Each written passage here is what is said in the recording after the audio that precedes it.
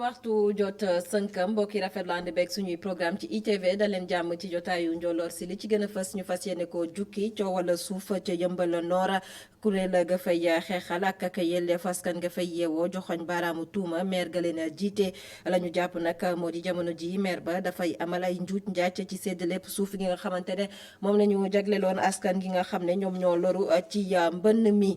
jongante paluk njiitu réew ca réewuk Guinée dibeer ëllëg fukki fan ak juróom-ñett ci weeru octobre atum 2020 la ñu woolu askan nga fay yeewoo ci mbañ gàcce yi ci jamono ji nga xamante ne nag ñu ngi koy waajal seeni kuréel gi nga xamante ne mooy may gët bépp jongante politique ca réewuk Guinée mu ngay fësal ay lënt-lënt yoo xamante ne nag am nañu ci bile jongante politique ngir ñu xam kan moo fas yéene jiite réewuk Guinée. article de la semaine rubrique bi nga xamante ne moom lañ leen di jagle la gaaw gu jot El Hadj Malick Cissé dugg tey ci néegu sëy ak li nga xamante ne moo xew jamono ji tàggat ak it xelal way dencante yi rawatina bu jafe-jafe amee taxaw seetlu bi nga xamante ne quotidien bu groupe Futur Média l'Observateur amal na ko ci xalima Aïda Koumba Diop daan ci ànd ak El Hadj Malick Cissé ak Aïda Koumba Diop laaj ak tontu dox seenub diggante ci biir xibaar yi keneen ku ñu fas yéene àndal di Assane Top mu fas yéene dellusiwaat ci li yéene kaay yi xëy fasal tey jii mu doon ponk gu mujj gi fukki fan ak juróom-ñaar ci weeru octobre yemoo ko gaawoo mbokki bisimila ci jotaayu njolloor si.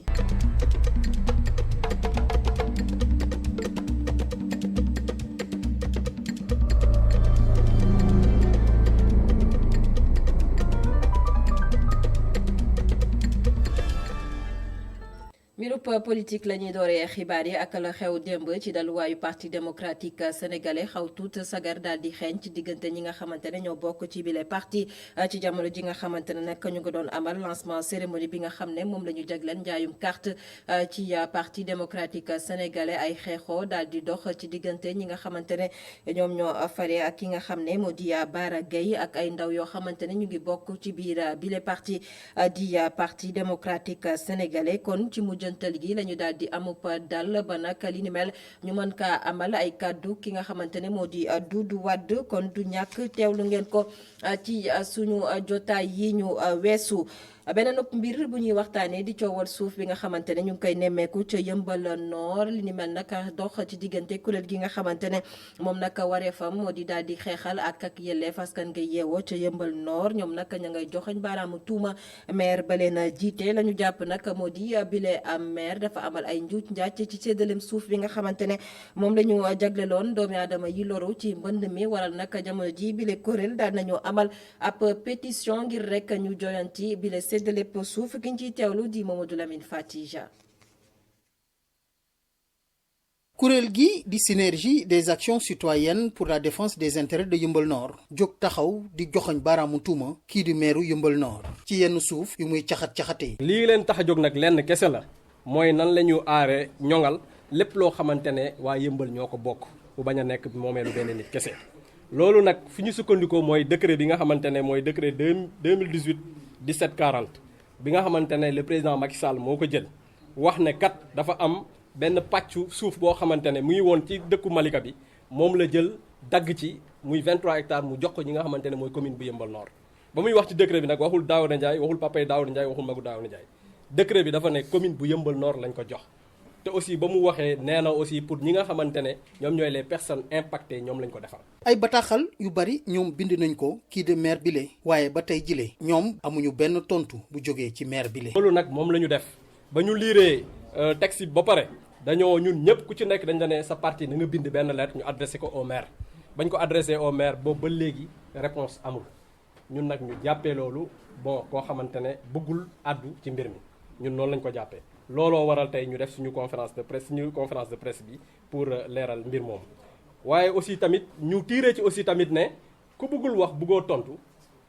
bëggoo tontu mooy liñ lay tuumal loolu lu leer nañ la que yaa ko def donc loolu nag moo tax ñu ne comme loolu yëpp am na nañu def benn déclaration de presse xamal nit ñëpp ne lu ñu waroon def yëpp def nañ ko ba mu jeex tag mais kenn tontu wuñ si waaye it aussi dinañ def benn pétition boo xamante ne dañ koy jëmale ci askan wi yëpp pour que ñu d'accord ne li ñuy xeex ñoom ànd nañ ci pour ñu mën a porter affaire bi devant les tribunaux ñi nekkee ci synergie d'action citoyenne pour la défense des intérêts de Yeumbeul ñoom bugguñoo yem rek ci xeex gile ay fan rek dinañ def pétition ngir mën a xamal askan wi lu xew balaa ñoo dem fi mbax ne doone benn. Daouda Ndiaye maire bu Yeumbeul Nord mi nga xamante ne moom la ñu joxoñ baaraamu tuuma moom nag nee na nanguta àddu jamono ji ci coow li nga xamante ne yëkkati nañ ko ci boobule gox ñeel coowal suuf beneen gox bi ñuy nemmeeku coowal suuf di Tivaouane Peulh ak kuréel bi nga xamante ne moom moo daal di taxaw ngir rek jëmmal li nga xamante ne moo di njaboot yi dëkkoon ci ay kër ya ñu daaneel foofee nag ca Tivaouane Peulh naam ne sax dañoo bëggoon a amal manifester ñu daal di leen ko tere nag waaye nag jantal gi jot nañoo becc li nga xamante ne moo di seeni ay jafe-jafe ñu daal di nemmeeku ne ay ndaw yoo xamante ne bokk nañu ci boobule kuréel kon jot nañ leen a teg loxo waaye nag mouvement Frapp France dégage ñoom itam daal nañoo wàll si ci boobule manifester gi Marius Sagna daal dina yëkkati ay kàddu ñu teewlu ko. ci atum 2017 la ñu toj seen kër la ñu toj seen fondation la ñu sàcc seen suuf président de la république kenn saxalu ko lem kenn saxalu ko suukar mu ne pour dédommager leen. dina leen jox 20 hectares boobu ak léegi nag Mame Boye Diao mu ngi leen di këlli boobu ak léegi nag état du Sénégal mu ngi leen di foowee boobu ak léegi nag mu ngi mel ni état du Sénégal fas yéenewul sàmm kaddu wam or kaddu président de la République du kaddu Guy Marius Sagna du kaddu Doudou du kaddu Fatou kaddu ki nga xam ne moom la ñu jël suñu yaakaar yëpp dénk ko donc li ñuy wax président Macky Sall mooy gor ca wax ja li nga xam ne moom la wax waa Tivaouane Peulh maanaam 20 hectares yooyu. mu waxoon ne daf leen koy jox ba jamono yii passé gouverneur bu Ndakaaru génn ci ba mu set wecc dina ko jox waa Tivaouane Peulh ci nii wala ci naam ñu jàpp nag ne li nga xam ne moom la ñu def tey mooy tere manifestation waa Tivaouane Peulh du dëgg du yoon ndaxte kat damay fàttali ne samedi bii passé ñun ak ñoom ak ñeneen ñoo defandoo marche place de l'Obélisque dem RTS or ñëpp xam nañ ne ci Sénégal kaawu coronavirus Dakar la ëppee. wax dëgg yàlla xaw ma lan moo war a tax ñu interdire waa Tivaouane Peulh ñu def manifestation tey dafa mel ni ñaari Sénégal moo am Sénégal bu nekk fële ca département Dakar ak Sénégal bu nekk fii ci département Rufisque te loolu duñ ko nangu tey duñ ko nangu ëllëg. sàmmanoo suñu yëf di kuréel goo xamante ne itam mi ngi ci Grand Dakar ñoom itam la leen yëkkati di coowal suuf dox seen diggante ak seen maire di Jean-Baptiste Diouf bi rek kuréel nag ñoom itam daan nañoo amalu manifester démb fësal la leen naqari fësal itam ne bugguñu ñu daal di yeggali liggéey yi nga xamante ne tàmbali nañ ko ci terrain bi nga xamante ne moom moo janook stade Demba Diop ki ñu ciy teewlu di Modou Mbaye bokk ci bule kuréel ci micro Baba Ndiaye. Au niveau de Grand Dakar dafa amoon bët bu ñu doon xoolee Grand Dakar yàgg nañ ko wax depuis 2010 la ñu wax la Jean-Baptiste ñëw Grand Dakar bi mu ñëwee ak léegi Grand Dakar mënuñu leen a wax ne leen lii la Jean def fii à Grand Dakar. benn bu ñu jógee si loolu ñun dañoo amoon ay espace yoo xamante ne nii képp kuy xale fii ci Grand Dakar foofu ngay foowee ku juddu Grand Dakar jaar nga terrain Jankalaar ku juddu Grand Dakar jaar nga terrain Rail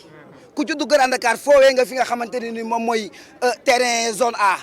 fi nga xamante ni tey foofu la ulema yi moom démb yéen waa àdduna yéen a ko gis Jean-Baptiste ulema du Sénégal la amal problème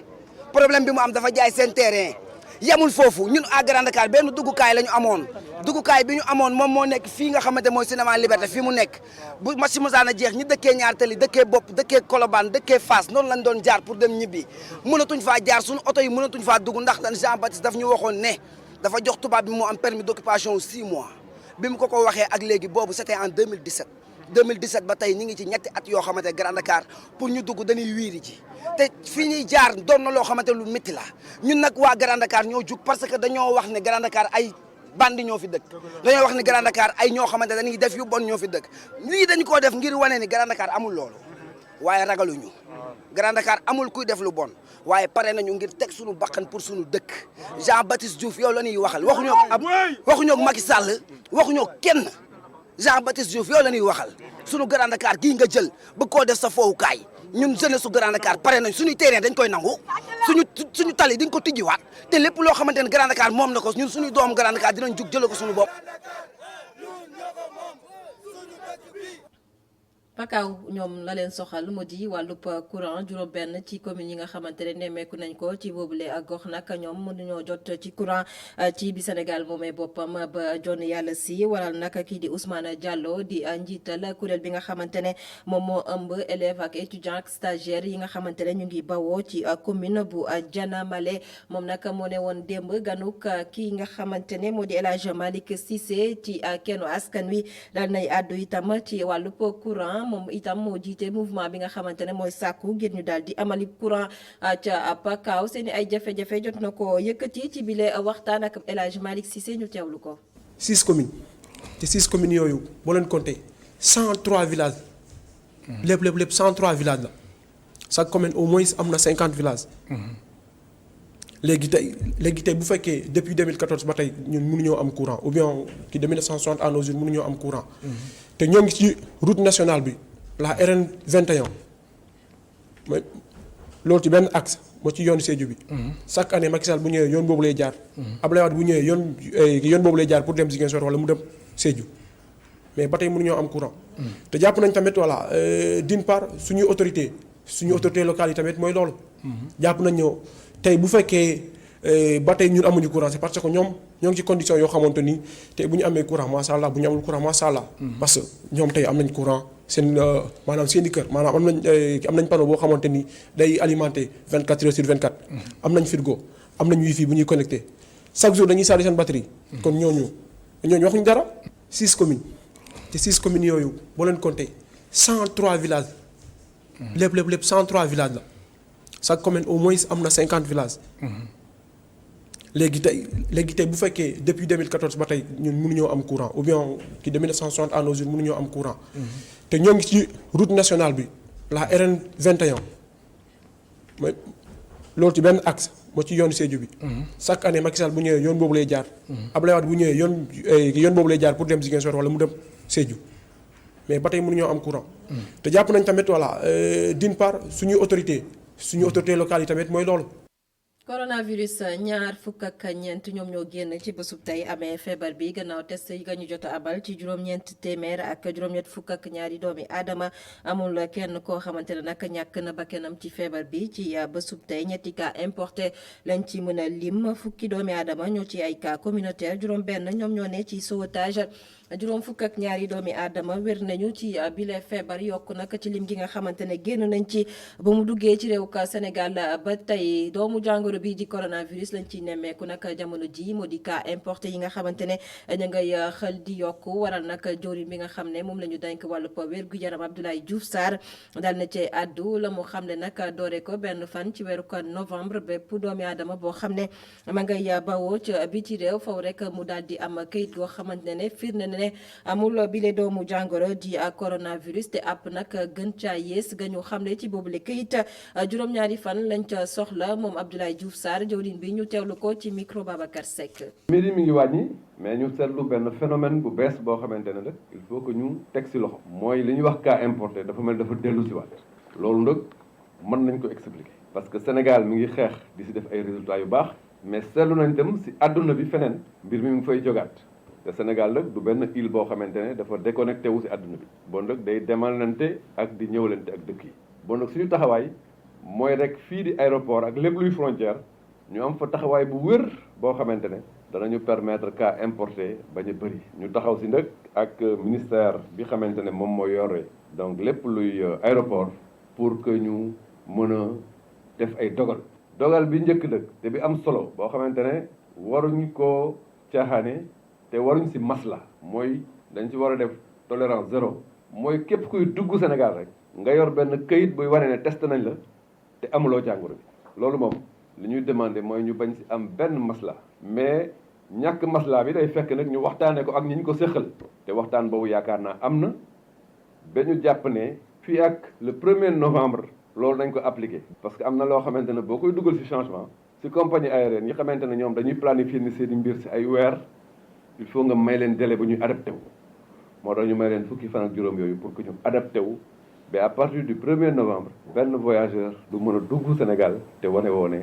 amuloo jàngoro bi. njeexital ya mu am ci dundinu askan wi doomu jàngoro bi di coronavirus rawatina nag ci wàllub njàng ak njàngale atum 2019 2020 li nga xamante ne nag moo di njàng mi ci daara yu kawe yi kon daañu ko wëyal nag ba fanweeri fan ak benn ci weeru décembre atum 2020 kon ngir njàng mi nag mën a delluwaat na mu waree ñu jàpp ne ci atum 2021 la ñu ko mën a amal kàddu yi nga xamante ne mi ngi bawoo ci jawriñ bi ñu denk wàllub njàng mu kawe mi Cheikh Omar Anne doon dalal nag ñi nga xamante ne ñoo di kuréel gi ñu dénk Fonds Force Covid 19 ñu teewlu ay kàddoom. université yi ubbi nañu depuis le 1er septembre léegi ba ñu ubbee dafa am ñu nga da nga am ñu nga xam ne am na fu ñu tolloon dañuy jeexal nee nañu ñëpp nañu jeexal balaa le 31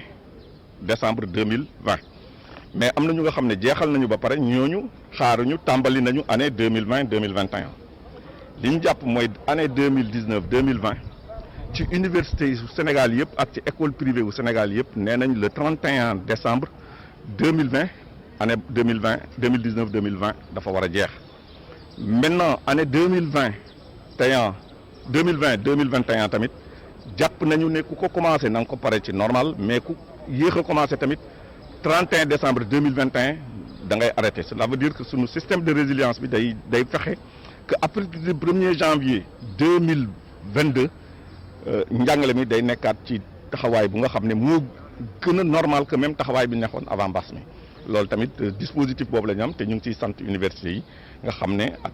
yu privé ak yu public yëpp yi nga xam ne seen taxawaay ci fànn boobu la jëm.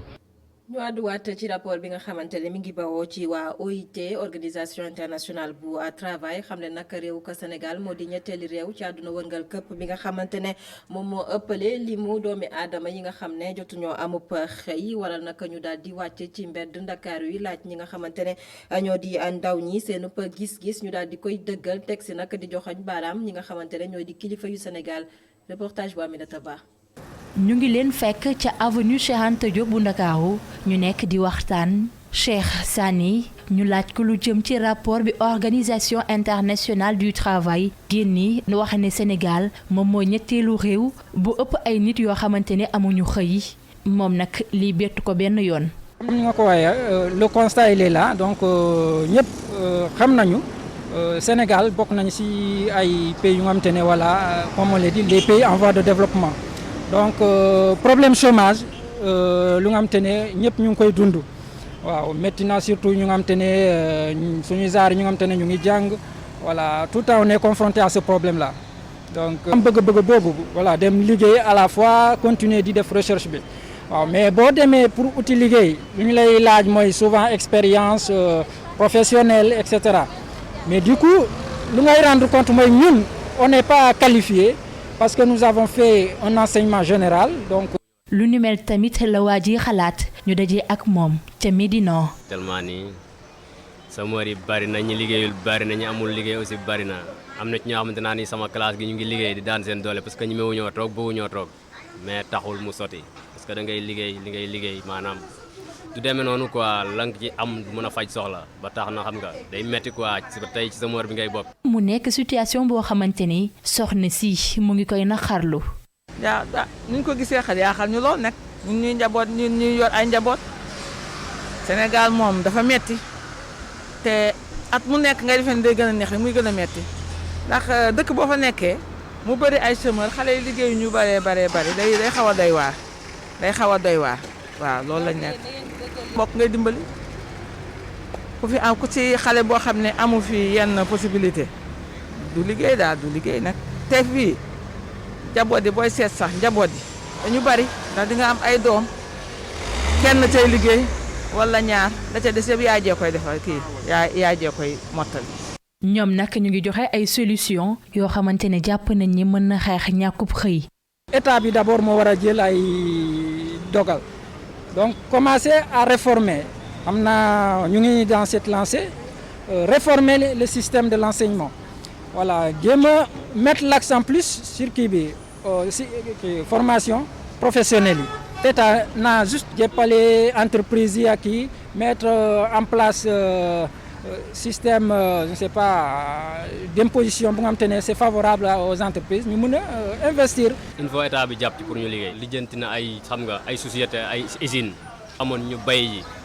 bay lijum bay lépp kon suñu réew dina dépassé fii. fii ci Sénégal am fi xëy doon lu jafe lool ñi ñu dajeel di joxoñ baaxaamu tuuma gouvernement bi ba tax nañu jàpp ne suñu njiit yi war nañoo investir lu jëm luy may ndaw ñi ab xëy.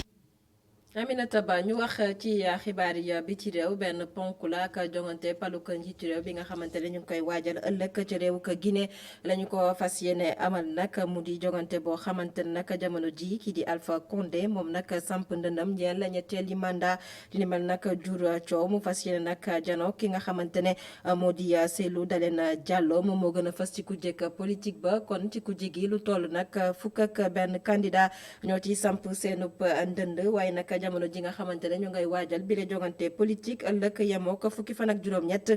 ci weeru octobre atum 2020 commission nationale électorale indépendante ñu gën koo xam ci CENI moom nag daal dinay génn xamle nag jamono ji ay lënt am na ci li nga xamante ne moo di processus électoral ca réew Guinée ñu fàttali nag jamono ji nga xamante ne ñu ngay waajal jongante politique ay manifester jot nañu fa am ngir fësal seenu ñàkk ànd ak candidature bi nga xamante ne Alpha Condé samp na ko fa ñeel ñetteeli mandat ca réew Guinée ya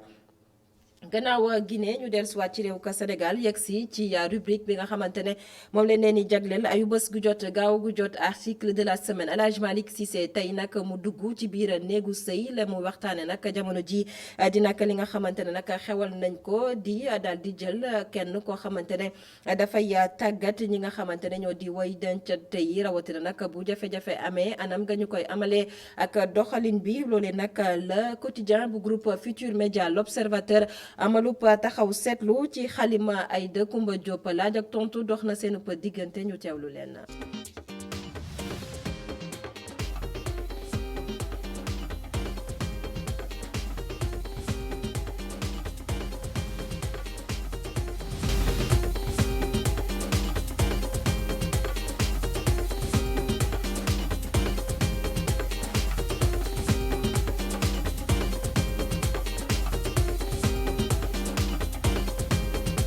mu nekk lu bees ci Sénégal coaching matrimonial léegi tàmbali nañ ko dégg ci réew yi dafa mel ni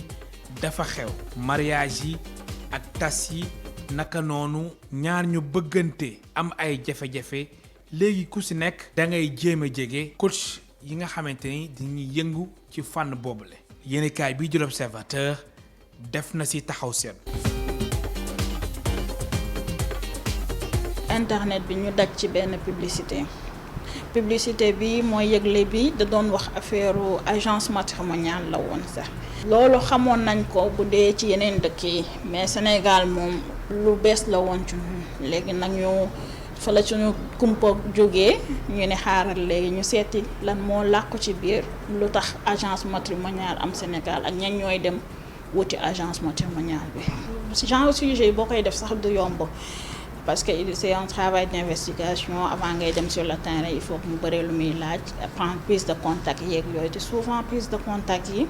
mooy xamanteeg nit premier nit bi nga xamante ni moom moo lay permettre ngay jot ñeneen souvent premier nit boobu bu dee yenn sujet yi day xaw a réticent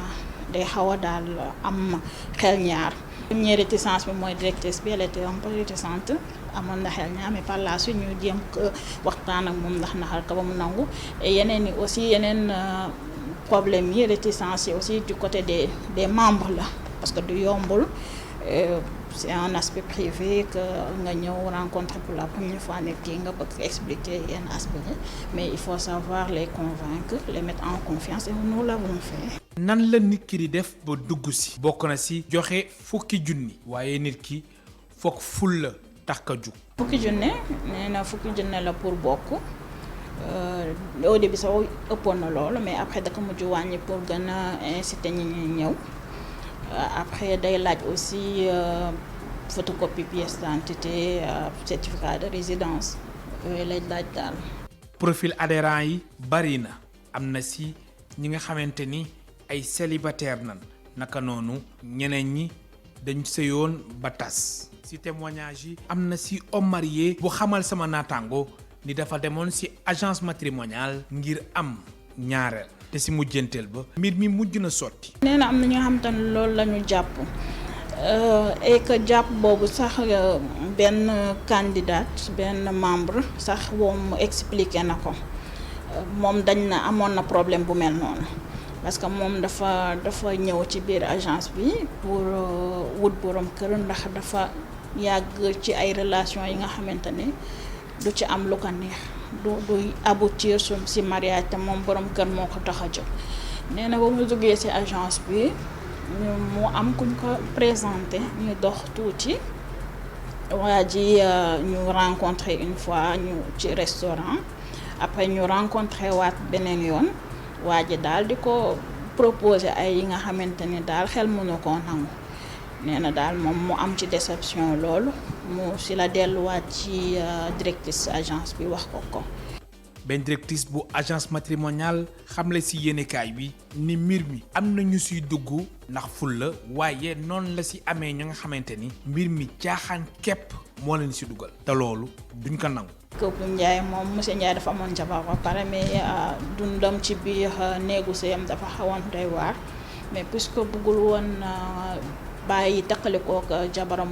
bu njëkk bi aawa bi mu ni xaaral ma jëm dugg foofu pour wut ñaareel parce que moom lu ko ci dugaloon moom il se disait que foofu xëy na discret na et que dinañ ko mën a présenter ñi nga xamante ne ay profil ay nit ba mu gis ko ku doy ki dal xelam te moom sax ñetti weer rek parce que bon c'était pas sa première expérience ci agence bi mosoon na am ku ñu ko ñëkkoon présenté mais kiiwul woon doyu ko woon léegi deuxième expérience bi moom moo aboutir au mariage parce que ñetti weer la def ba mu xamee madame Ndiaye yi nga xamante ne léegi mooy madame Ndiaye deuxième épouse ñetti weer la ñu def madame Ndiaye boobu mi ngi woon à l'étranger ba mu ñëwee Sénégal pour vacances si la ko jël soxna parce que bu mu gis ni jikkoom doy na ko ndax ba agence bi directrice bi dafa defoon échange numéro yi entre temps ñoom ñuy waxtaan di gën a miinante gën a xamante ba mu ñëwee Sénégal si la ko gis ñu xamante ils ont pris le temps ñu ngi jël temps wu xamante après si la monsieur Ndiaye def lu sérieux daal mu jël ko soxna. coaching matrimonial nekk lu dox ci réew mi suñu sukkandikoo ci yéenekaay bii di l'observateur waaye L'Obs ci di artu ñu def nànk def ci baax ndax ñiy gàmmu ak ñiy raas dem bokkul.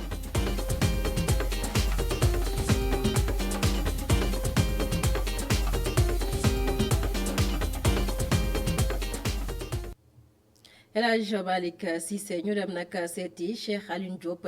Diop moom nag ab étudiant la jamono ji nag mu dugg ci wàllub art rawatina nag li nga xamante ne moo di wàllub peinture mu di nag liggéey boo xamante ne nag mi ngi ciy gis boppam bu baax ndax liggéey bu ko neex la mu dem am si nag njàppalem ki nga xamante ne moo di ay waajuram moom Cheikh Alioune Diop xam ne nag li ni mel nag tànk kanam la ci bëgg a am moo waral nag mu daal di sekk waxtaan ak Abdourahmane Ly ñu teewlu ko mu defal ko Cheikh Alioune Diop ngi am bagam daaw ca lycée Thierno Seydou Nourou Tall si bu mu amee ñaar fukki at ak benn ci tey ci lay doog a def liggéey li nga xamante ni moom lay def muy artiste peintre si tàmbali gi nag mbir mi passion rek la woon ci moom. dessin bi depuis may nekk xale laa commencé def lenn lu ma màggaale la jaaruma école wala dara yooyu. parce que depuis may nekk CM2 laa commencé dugg ci ay chantier dugg ci ay entreprise di liggéey foofu noonu di dessiner di wër ci média di liggéey xam nga am sama benn tons bu ma doon jàppale ci loolu mooy formé di may guider su ma defee benn faux pas mu guider ma xam nga jàppale ma teg ma ci yoon bu baax bi ba léegi ça va quoi sant yàlla. ak dessin yu muy def ak portrait yeeg yeneen yu muy def ci mur yi ngir décorer ay néeg ak ñoomin seen rawatina. ki léegi nga xamante ni ndaw la dañu koy woowee fu ne. inspi nii maa ngi ci sant yàlla quoi parce que nu ma ko jàppee woon noonu la fa demee au fait parce que maa ngi ñëw ñu ngi may laaj ay commande ma koy def déjà tey rek wala ci semaine bi yëpp bëri na ay commande maa ngi koy réaliser et tout donc sant yàlla quoi ça va. mu nekk ndaw waaw wante ndaw boo nga xamante ni am na as tuut ni ki expérience bu mu dund. muy yu mu dund yoo nga xamante ni lu ci ëpp da ngay xiir ci mu teg lépp ci suuf muy mbir bu mu nanguwul woon benn yoon. loolu yëpp nag dama ko doon dégg di koy encaisser mais n'empêche teewuma woon au fait man benn objectif laa fixé woon dama ne peu importe les critiques sama objectif dama koy atteindre et incha allah rabbi noonu dafa nar a demee fii ba may sang suuf parce que critiques yi doon naa dégg lu nekk comme ñenn ñi sama yenn mën nga ñëw sa yenn xarit wala ñoo xamante ni xamuñu la sax dinaa non boy bi xamul dara xam nga wala li ngay def perte de temps la mieux vaut nga dem concentré ci jàng yi alors que maa ngi doon concentré ci jàng yi en même temps dessin pour ñu laaj souvent loolu la ñuy wax. bu fekkee ni loolu nekk na dafa fekk ni ndawi artiste bi ay waajuram dañu ko taxawu ci lu muy def. bon parents yi ànd nañ ci comme nañu àndee ci jàng bi aussi ñu ngi may soutenir ci ñaari côté yëpp muy ñoom ak samay xarit ñoom ñëpp ñu ngi may soutenir parce que mënoon naa ñëw ma ne damay bàyyi jàng bi nekk topp lale mais ñaari yëpp laa boole di dem ak moom et vraiment ça marche quoi. Ibrahima Diop leer na ko ni doomam bi am na li ko yàlla may muy mbir bu mu jëlee ci turandoom ci bu ñu sukkandikoo ci papa ji. man lii muy def nii mënuma ko même samay rak mënuñu ko ay magam mënuñu ko bon kenn laa gisoon ci kër gi mu mënoon dessin muy sama grand frère mooy kii ma ko tuddee bon néeg bi fi sama grand frère yi di dëkkee moom laa gisoon mu dessiné fi mu benn egg li ñuy ne ko tuddee doom bon dina jël ci moom xëy na bon ci côté papam la ko jëlee. muy li ko yàlla may buy xëcc ay entreprise yu bari ci moom wante Cheikh Diop jubluwaayam moom xam na ko bu baax si noonu bëggul ñu koy exploiter nee na. yenn entreprise yi dañuy ñëw di les proposer pour nga ñëw liggéey ak ñoom da les proposer yenn ay affaires yoo xamante ni yow suñ la ko waxee rek soo dul xalaat bu baax en fait mën na la jàpp si loolu rek exploiter la xam-xam côté bu baax bi nag ñoom suñ la wooyee dañuy ñëw proposer la lu baax xam nga gën la améliorer à la fin sax ñoom ñoo lay jël teg la si kaw ñoom ñoo lay gën a yëkkati te man ñooy ñoo ma tax a jóg moo tax ñooñu j'arrive à les distinguer quoi. muy liggéey boo nga xamante ni mu ngi siy gis boppam bu baax wante biir na ko ni am na loo nga xamante ni mën na ko yóbbu fu sori muy njàng mi nar na ko boole nag ak passion wam. formation architecture moom laa fas yéene def en même temps su ma koy def aussi ma defaale design nga xamante ni ñaar yëpp dina ànd parce que en fait ñaar yëpp même domaine la axlu quoi. parce que formation architecture d'abord boobu tamit bu may nekk booy di nekk classe de 4e doon nañu laaj ay yenn contrôle ay yenn devoir yoo xamante ni yooyu genre ay maquette ngay réaliser affaire d'architecture et yooyu doon naa ko réaliser je peux dire que man maa ko doon gën a réaliser ci école bi et doon naa ci am ay notes yu baax du coup je me suis dit que pourquoi pas. nekk ndaw terewul am ful xam li nga bëgg Cheikh Alioune Diop gi koy firndeel. nataalu bés bi Abdourahmane Ly doon ñu gën a xamalek Cheikh Alioune Diop mbokk yi ñu yegg si ci ponk gu mujj ci jotaayu njolloor si li yéenekaay yi xëy fasal tey ak Assane Top.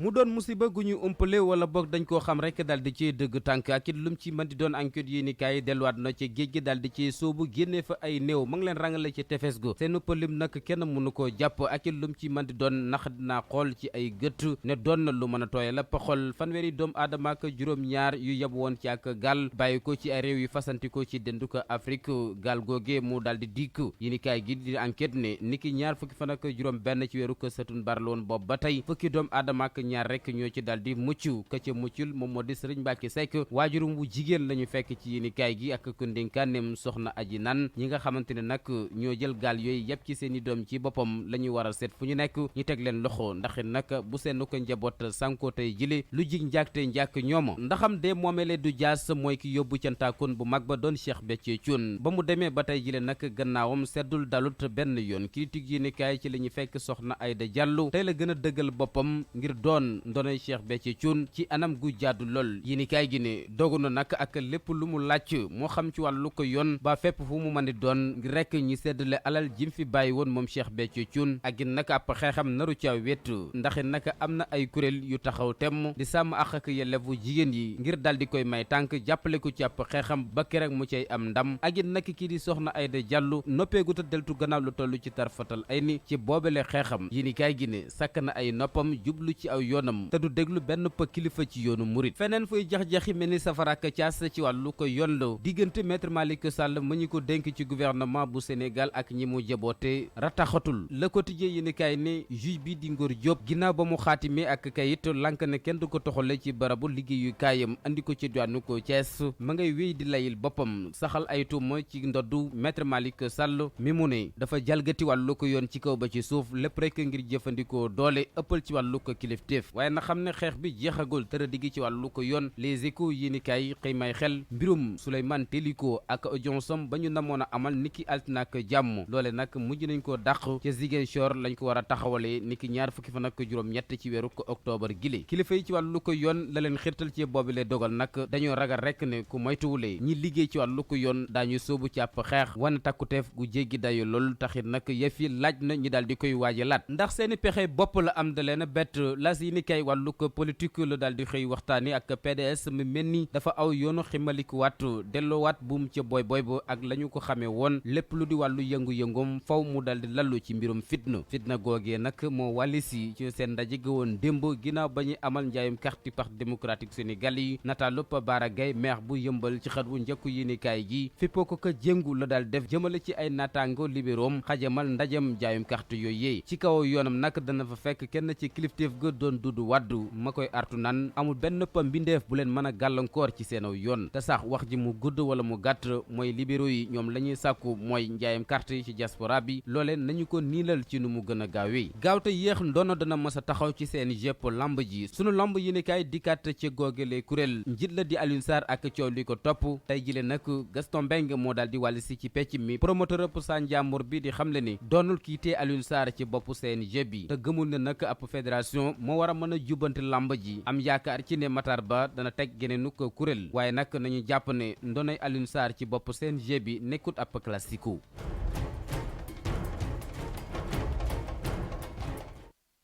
Assane Top sant ko gërëm ko mbokk yi sant leen gërëm leen ci ànd bekk suñuy programme jotaayu njoloor si kon fi la ñu koy yëkkati amoon mbégte dégte leen xibaar